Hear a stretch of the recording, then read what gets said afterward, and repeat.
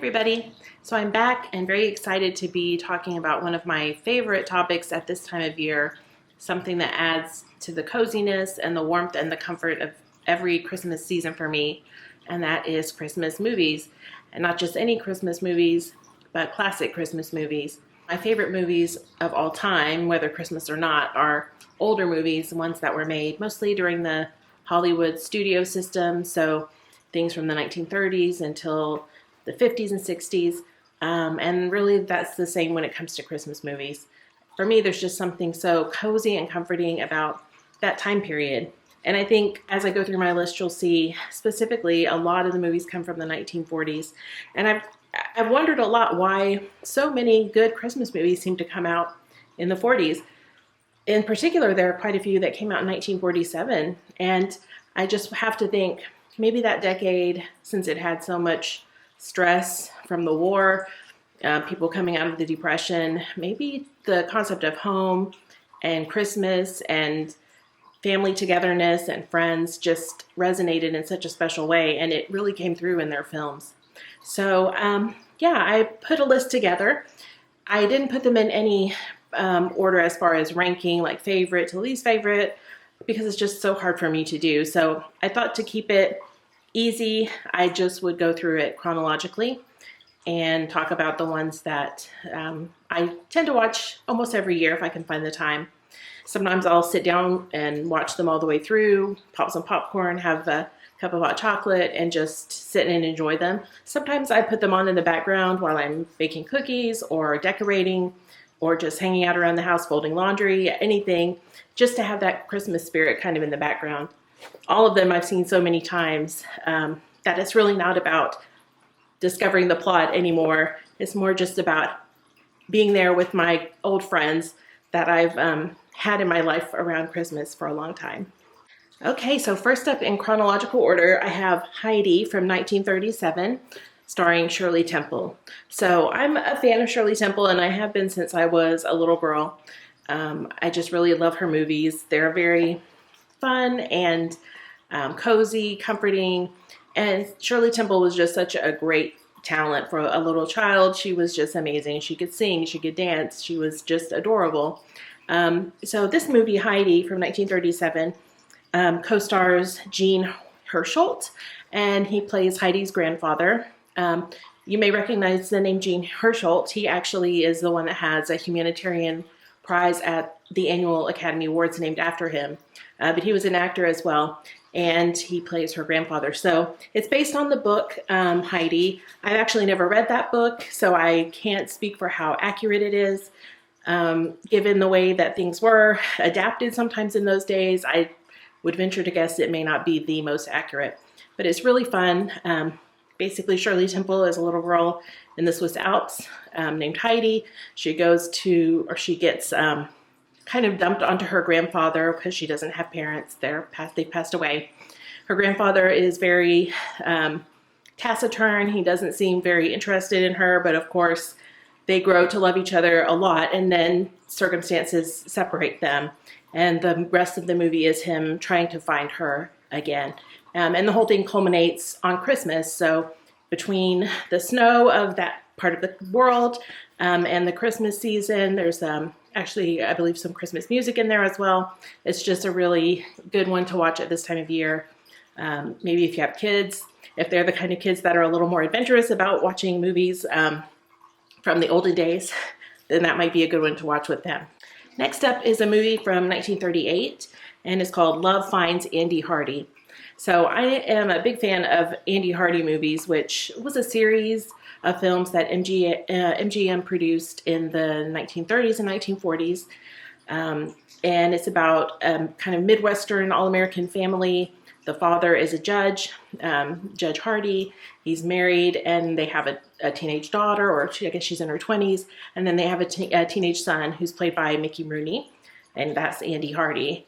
Andy's always getting into a lot of scrapes, a lot of adventures. He has a lot of problems with girls. He has a lot of problems with his car. It's all very wholesome and sweet and funny. There's always a life lesson to learn. And I just really love that series. It's one of the ones I turn to again and again just for comfort whenever I feel like I need something wholesome to watch and something happy.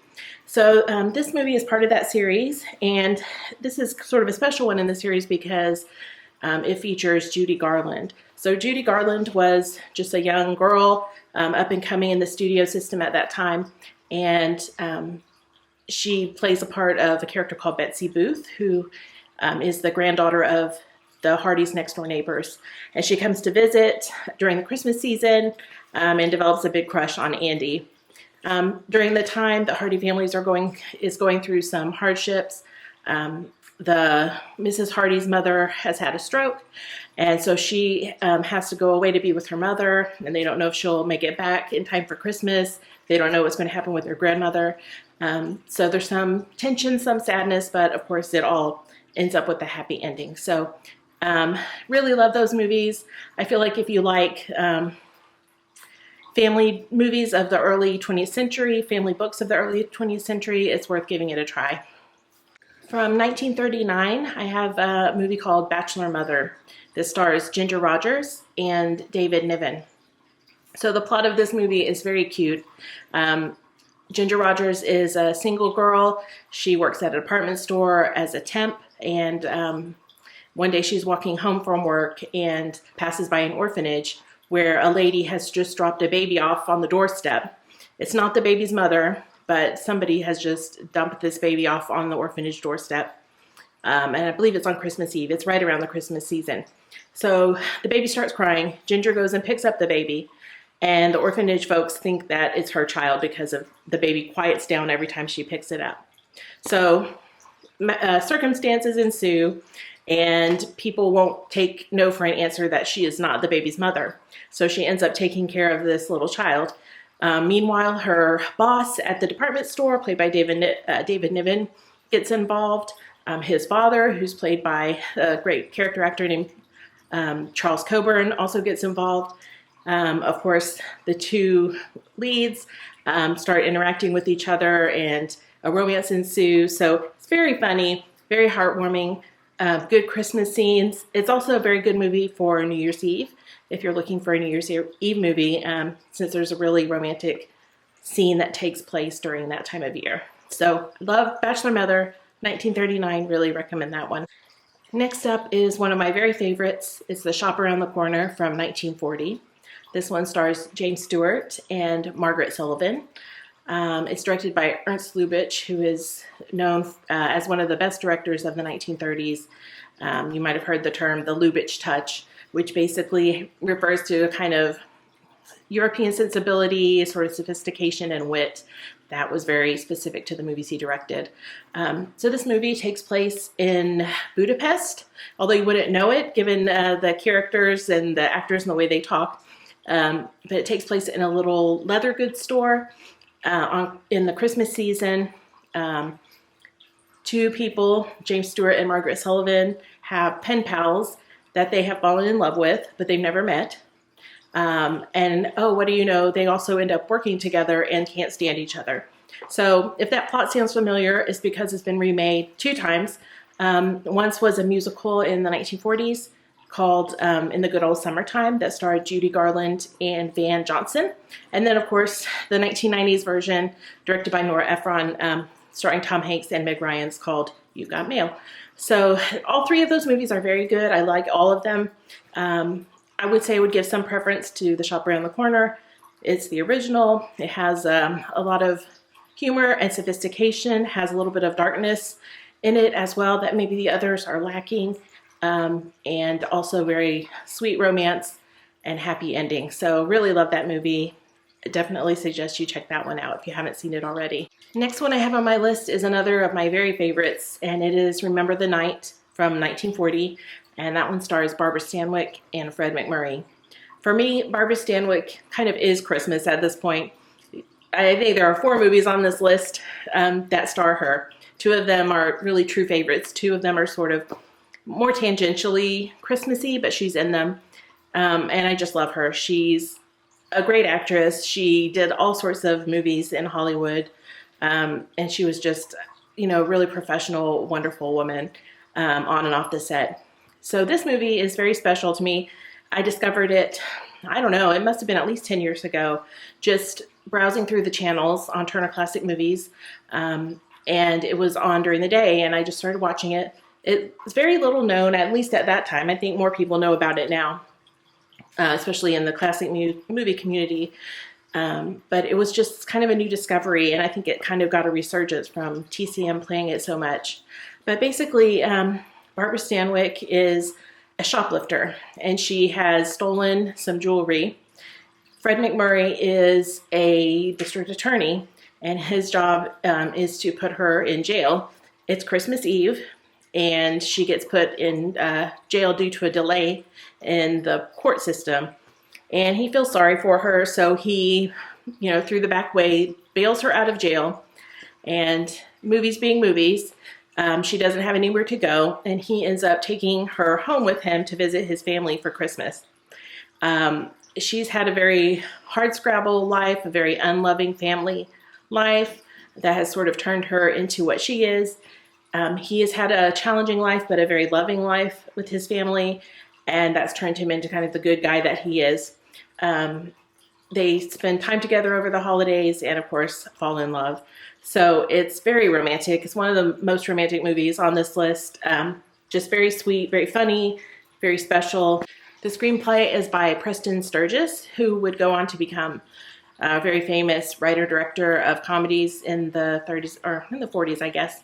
But this is just a really good Christmas movie that I definitely recommend if you can find it. They usually show it on TCM every year, and I believe it's also available on DVD. I have it on DVD, but I know these things kind of come and go out of print. But if you can find it, do it. It's really good. From 1942, I have The Man Who Came to Dinner. This is a movie based on a play. It's very witty and full of a lot of sharp repartee. It stars Monty Woolley and Betty Davis. Monty Woolley is a famous author. He's a very sharp tongue who gets invited to visit this wealthy family over the holidays as part of kind of an author tour. He slips down the front stairs the first day he's there with these people that, frankly, he has contempt for, gets brought into their house and gets stuck there over the Christmas vacation. During that time, he basically torments the family. The family is driven up the wall by all of his eccentric friends, his eccentric habits, his sharp tongue. Betty Davis plays his secretary, who meets someone there in that small town and has a romance with him. It's very funny and just kind of zany and very smart. And I really enjoy this one a lot. Kind of had to grow on me because it doesn't maybe have the same cozy, warm vibe in terms of being a lovey-dovey type movie that some of the other ones are.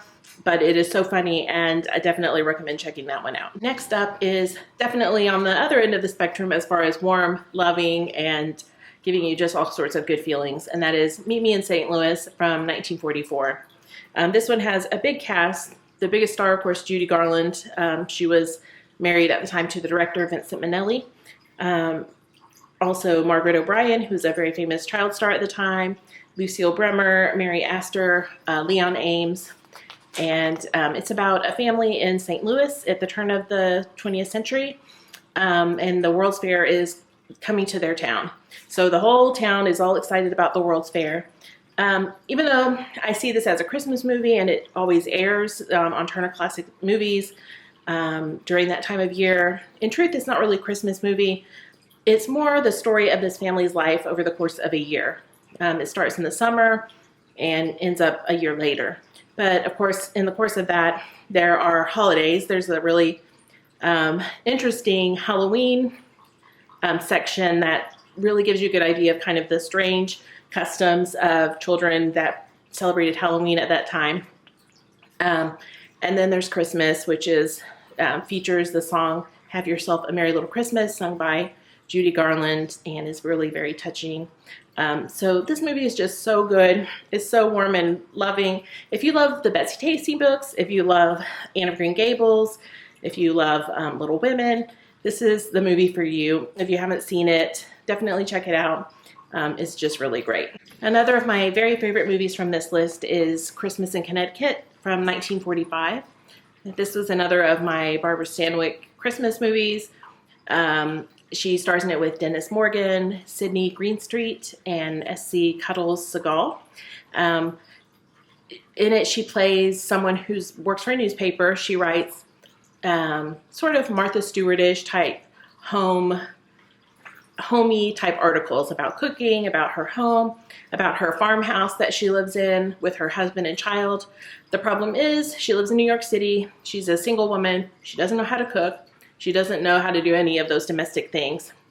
She gets all of her meals from a restaurant run by her pal, played by Cuddles Segal, who's just a really lovable character actor. Meanwhile, there's an officer who's been at sea for days and days. His ship got shot by a German U-boat, and he's had to recover from his injuries and from his experience. So they're looking for some place for him to go for Christmas.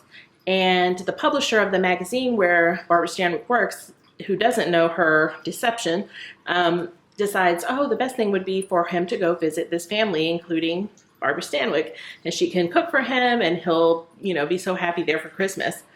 So, of course, she doesn't know what she's doing. Through a series of events, she manages to get hold of a farmhouse, borrow a baby, and pretend that she's this domestic goddess while this man comes to the farm. One thing leads to another, romance. I don't want to give it too much away, but it's very funny. I feel like if you like Hallmark romance movies, this is like a good version of that, better version. And I think you should give it a try. One of my things I really love about it, first of all, Barbara Stanwyck's wardrobe, her hair, beautiful. I love that period of time, that sort of war era. There's also sort of the war vibe going on there with, at one point, Cuddles Segal, who's the cook, talks about different recipes having so many points. And it's not Weight Watchers points, they're talking about ration points. So just little details like that I find so fascinating. The farmhouse where she goes to entertain this sailor is just gorgeous. It's like my dream farmhouse. I know it's a movie set, but it doesn't matter. It's like early American, big stone fireplace, lots of chintz furniture, huge Christmas tree with tinsel. It's just beautiful. It's just like an escape, and I really enjoy it. So Christmas in Connecticut, definitely recommend that one to you.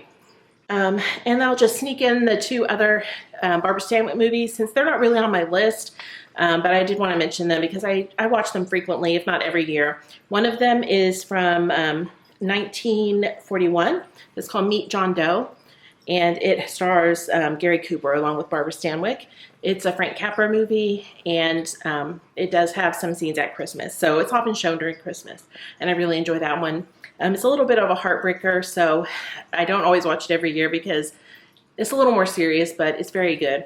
Then there's a movie called My Reputation from 1946 that co-stars George Brent. In this one, Barbara Stanwyck plays a widow with two sons, and she's finally kind of getting out into the world to meet people, and she meets George Brent, and the community, the snooty community she's in, her mother, they all sort of look askance at her taking up a romance again after the death of her husband.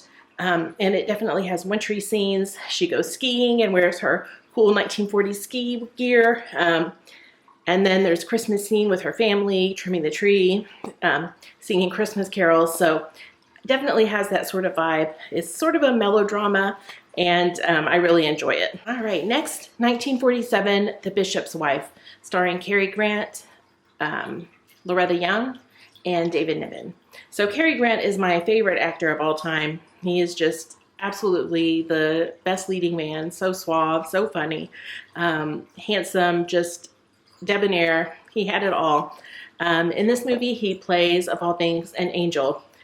David Niven is a vicar who is looking to raise money for a new cathedral. He sort of put his family on the back burner while he does this. His wife, Loretta Young, is struggling with their marriage, feeling lonely, and this angel, played by Cary Grant, comes onto the scene to help the family.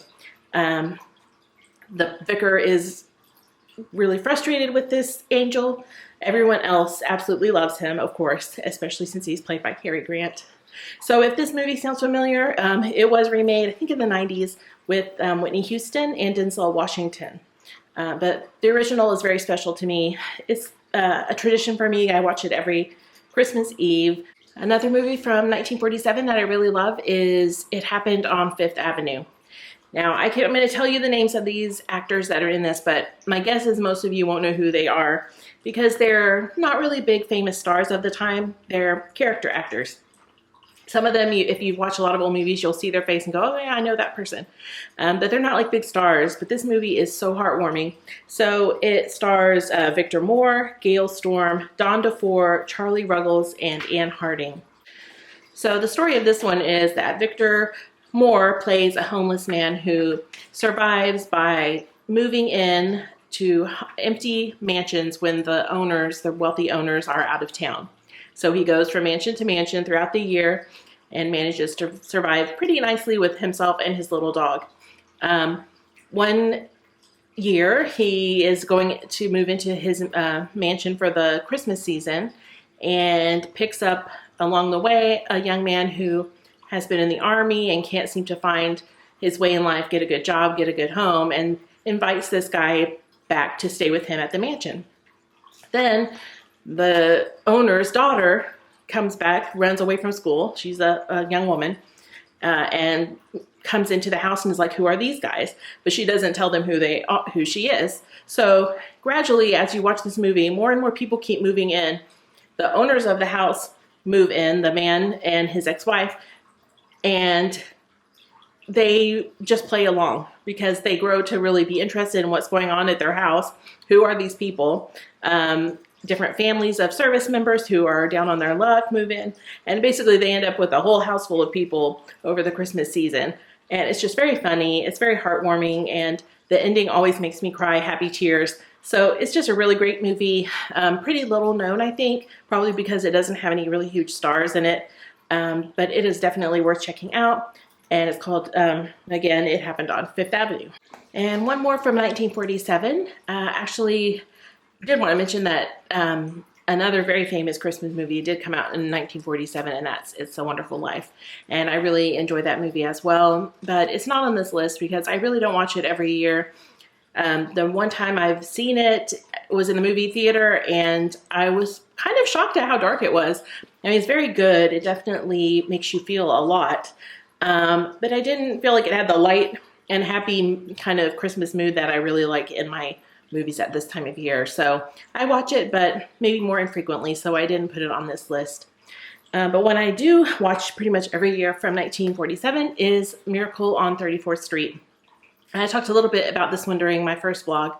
It stars Maureen O'Hara, Edmund Gwynn, John Payne, and a very young and adorable Natalie Wood. So Natalie Wood is the sort of cynical little girl who doesn't believe in Santa Claus. Her mother has not brought her up to believe in much of anything. She's a divorcee, and she's had kind of a rough time of it making it on her own. She works at the department store Macy's and is in charge of the parade and getting a Santa Claus for the float. This particular year, she has some problems with the Santa Claus, and a man played by Edmund Gwynn claims he is Santa Claus. He's Kris Kringle, and she puts him in the parade. He gets all involved in their lives and helps them to see that there really is a Santa Claus, or at least to potentially see that there's a Santa Claus. So I don't want to give too much away, but it's a very cute movie, very heartwarming and fun, and definitely one that I think you should check out if you haven't seen it. There are other versions, a couple other versions, I think maybe in 1950s, one from the 90s. This is my favorite. I always tend to go for the older versions, are the ones that usually make me the happiest. So I really enjoy this version. Moving on to 1949, Holiday Affair, starring Janet Leigh and Robert Mitchum. This is another romantic comedy. Janet Leigh is a war widow. Her husband's passed away during World War II. She has a little boy who is just absolutely one of the most adorable and genuine kids that I've seen probably in any movie. And she's been dating this really nice guy, but very boring for years. He keeps wanting to marry her. She doesn't quite know that she wants to marry him. And then along comes Robert Mitchum, who is sort of the opposite of the kind of guy she thinks she's looking for. And of course, the sparks fly. So this all takes place at Christmas time. And it's just very fun, very romantic, and just a great one to watch at this time of year. Another one from 1949 is Little Women. Again, I talked about this one a little bit in the first vlog. I do enjoy the 1949 version a lot. I tend to watch it the most often. It has June Allison as Jo, and let's see, let me pull my list up. Margaret O'Brien, Janet Leigh, Elizabeth Taylor, Peter Lawford, Mary Astor. So a big cast of characters, big cast of MGM actors, if you're familiar with that studio. It's in Technicolor. It is just great. I mean, it's just a very good, solid adaptation, very touching, and I just love it. It makes me happy.